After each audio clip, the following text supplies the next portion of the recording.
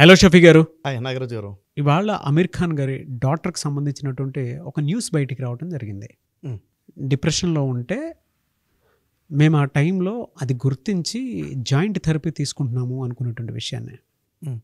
అక్కడ దాకా వెళ్ళడానికి గల ప్రధాన కారణాలు ఏంటి?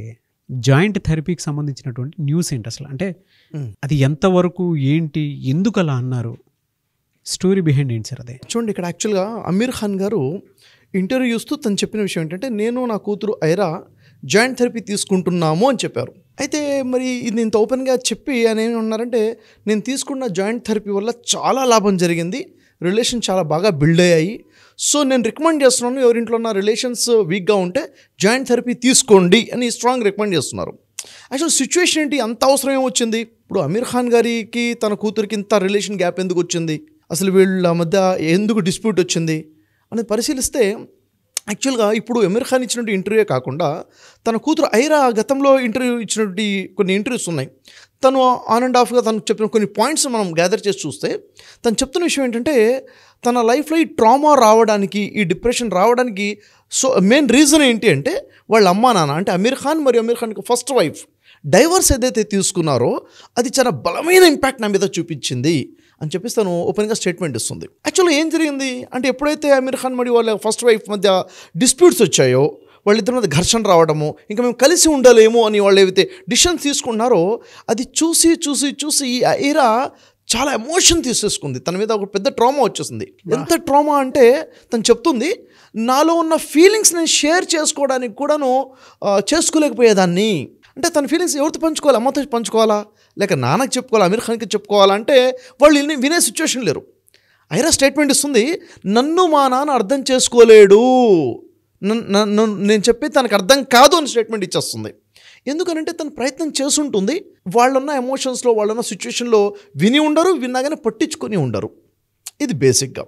ఇంకా చెప్పే విషయం ఏంటంటే, తను చెప్తుంది తన సిచ్యువేషన్ ఎలా అయిపోయిందంటే, తన యొక్క ఫీలింగ్ చెప్తుంది ఏమని, నన్ను ఎవరైనా కేర్ చేయాలంటే, నన్ను ఎవరైనా ప్రేమించాలంటే, నేను సాడ్గా ఉంటే నన్ను ప్రేమిస్తారు, నన్ను ఇష్టపడతారు, సో నా ఫేస్ ఫీలింగ్ సాడ్గా మార్చుకుని ఉంటాను అంటుంది.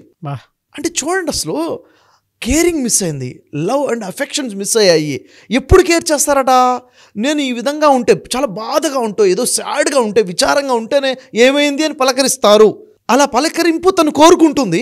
ఆ పలకరింపు కోరుకోనే తరుణంలో తను సాడ్గా యాక్టింగ్ చేయడం కూడా మొదలుపెట్టింది. సో సాడ్ కదా సార్, అసలు చాలా బాధాకరమైన విషయము. తను విడిపోతే పిల్లలు ఎంత మానసిక క్షోభకు గురవుతారని, చాలా చాలా మానసిక క్షోభ చెప్పుకోలేరు. ఇప్పుడు తన ఫ్రెండ్స్కి ఏమైనా షేర్ చేసుకుందామంటే ఏమైనా చెప్పుకుంటుంది, అమ్మ నాన్న కొట్టుకుంటున్నారు, తిట్టుకుంటున్నారు, గొడవ పడుతున్నారని చెప్పుకోలేదు. చెప్పుకుంటే మళ్ళీ అక్కడి నుంచి వచ్చే సపోర్ట్ ఏమంటే చెప్పండి, అర్థం కాక తను అంటుంది, నేను ఏడుస్తూ ఏడుస్తూ ఏడుస్తూ అలా రోజులు తరబడి ఉండిపోయావని రూమ్లో ఒక్కదాన్నే అని చెప్తూ నిద్ర పడితే ఒక రోజు మొత్తం నిద్రపోయేదట. అంటే ఆ యాంగ్జైటీ ప్లస్ ఆ డిప్రెషన్ చూసారు ఎంత బాధాకరమైన విషయమో. ఇంకా ఆ తర్వాత తను ఎంతగా యాంగ్జైటీలో వెళ్ళిపోయి ఎంతగా ఆలోచిస్తుందంటే, దాదాపు 4 రోజులు భోజనం చేయకుండా ఉన్న రోజులు కూడా ఉన్నాయి, ఉన్న సమయం కూడా గడిచింది. 4 days వరకు ఏమి ఇంటెక్ తీసుకోలేదు. అంటే తనకి ఆకలి అర్థం అవ్వట్లేదు, ఆకలి లేదు. ఇంకేముంటుంది, నేను సైకలాజికల్గా డిస్టర్బ్ అయిపోయి ఉన్నాను అన్న విషయం కూడా నాకు అర్థం కాలేదు, ఎవరు గుర్తించలేదు కూడా. అంటే ఏదో గొడవల్లో ఉన్నారు, ఎవరు పట్టించుకునే సిచ్యువేషన్ లేరు. నాకు అర్థమయ్యి నేను ఈ ప్రాబ్లంలో ఉన్నానని తెలుసుకొని మెడికేషన్ తీసుకొని స్టార్ట్ చేయడం మొదలైంది. అంటే ఈ ట్రామాలో ఈ ఎపిసోడ్స్ ఏవైతున్నాయో ఎవ్రీ 8 to 10 months ఒకసారి స్ట్రాంగ్గా ఇలాంటి ఎపిసోడ్స్ వస్తున్నాయి. ఒక యూనివర్సల్ హీరో డాక్టర్కి ఇలా అయిందనంటే కామన్ మ్యాన్ పరిస్థితి చిన్న విషయం కాదండి, ఇది చాలా పెద్ద విషయం. అంటే 4 గోడల మధ్య జరిగేటువంటి ఒక ఫ్యామిలీలో రిలేషన్స్, ఎందుకంటే ఇక్కడ ఎమోషన్స్ క్యారీ ఫార్వర్డ్ అవ్వడం చాలా ఇంపార్టెంట్. ఒక వ్యక్తి యొక్క ఎమోషన్స్ని వేరే వాళ్ళు వాల్యూ ఇవ్వగలగాలి. ఎప్పుడైతే దాన్ని ఇగ్నోర్ చేయబడతామో ఇంత స్ట్రాంగ్ డిప్రెషన్లోకి వెళ్ళే అవకాశం ఉంటుంది. ఇది లీడ్స్ టు సూసైడ్ కూడాను. కాబట్టి ఇలాంటి సిచ్యువేషన్లో అమీర్ ఖాన్ చెప్తున్న విషయం, నేను జాయింట్ థెరపీ తీసుకుంటున్నాను.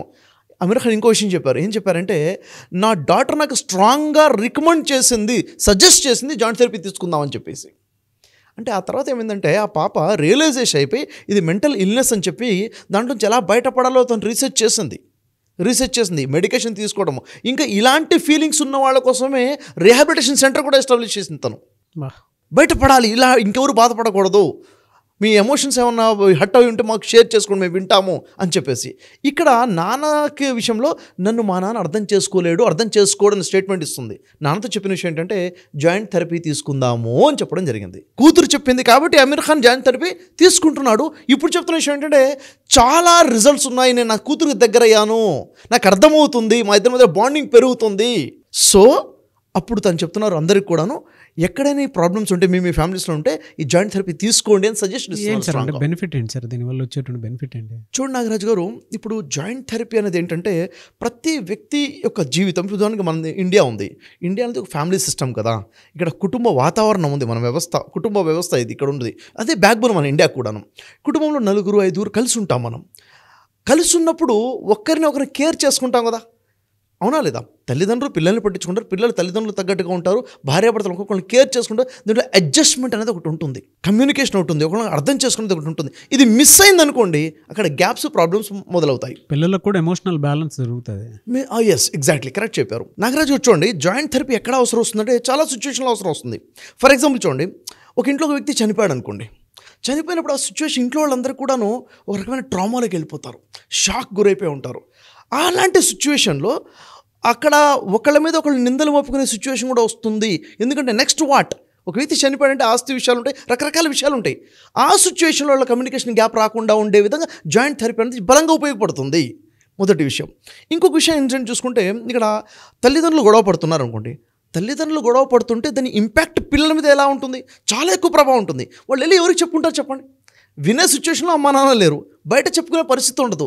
ఈ సిచ్యువేషన్లో జాయింట్ థెరపీ చాలా పవర్ఫుల్ థెరపీ, వాళ్ళకి అర్థమయ్యేటట్టు చేయడానికి, వాళ్ళ ఇంపాక్ట్ పడకుండా ఉండడం కోసం ఉపయోగపడుతుంది. ఇలా చాలా సిచ్యువేషన్స్ ఉంటాయి. ఫర్ ఎగ్జాంపుల్ చూడండి, ఒక ఇంట్లో ఒక వ్యక్తి ఏదైనా సిచ్యువేషన్లో ఫెయిల్ అయిపోయి, లవ్ ఫెయిల్యూర్ కానివ్వండి, లేకపోతే ఎడ్యుకేషన్లో ఎక్కడో ఫెయిల్యూర్ కానివ్వండి, ఒక రకమైన డిప్రెషన్లోకి వచ్చేసాడు, బాధపడుతున్నాడు, ఐసోలేట్ అయిపోయి ఉన్నాడు.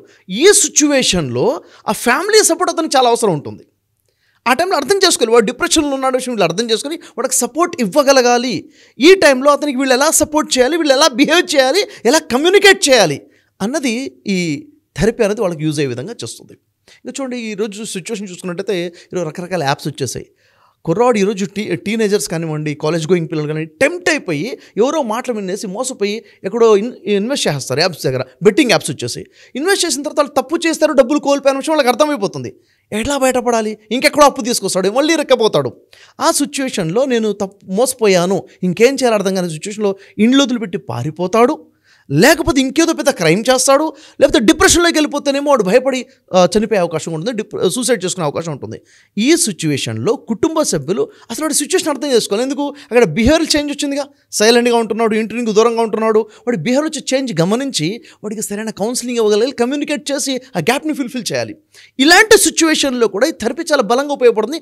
ఎలా కేర్ చేయాలి, ఎలా టేక్ కేర్ చేయాలి అనే విషయాలలో చాలా సందర్భాలు గమనించండి. ఈరోజు ఇంట్లో ఎవరైనా ఒక వ్యక్తి ఉంటాడు, ఈ వ్యక్తి నాకు వ్యతిరేకంగా నా కుటుంబం ఉంది అంటే, నా కుటుంబంలో ఉన్న ఈ నలుగురు యొక్క బిహేవియర్ వల్ల నాకు ఇబ్బంది జరుగుతుంది అని ఒక వ్యక్తి ఫీల్ అవుతుండొచ్చు.